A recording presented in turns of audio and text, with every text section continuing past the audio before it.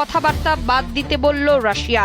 সব মিলিয়ে পারস্য উপসাগর এখন আর কেবল জলপথ নয়, হয়ে উঠেছে এক বিশাল বারুদের স্তূপ।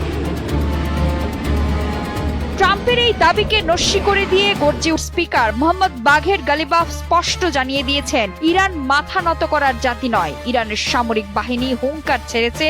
এতদিন যা দেখেছেন তা ছিল কেবল কৌশলগত সংযম। এবার উস্কানি এলে জবাব হবে নজিরবিহীন ও অপ্রত্যাশিত। সমরবিদরা আশঙ্কা করছেন আবার মিসাইল ড্রোনে কাঁপতে পারে গোটা মধ্যপ্রাচ্য। এদিকে ইরানের উপর মার্কিন অবরোধে তেলের বাজার অস্থির। ব্যারেল প্রতি দাম $122 ছাড়িয়ে বিশ্ব অর্থনীতিতে হাহাকার। কিন্তু হোয়াইট হাউসের দম্ভ কমেইনি। প্রেসিডেন্ট ট্রাম্পের দাবি ইরানের সামরিক শক্তি ধ্বংস হয়ে গেছে, কিন্তু বাস্তবতা কি আসলেই তাই? ইরান স্পষ্ট করে দিয়েছে, পরমাণু কর্মসূচি ও সার্বভৌমত্ব নিয়ে কোনো আপোষ হবে না। ট্রাম্পের মানচিত্র বদলের শককে তেহরান দেখছে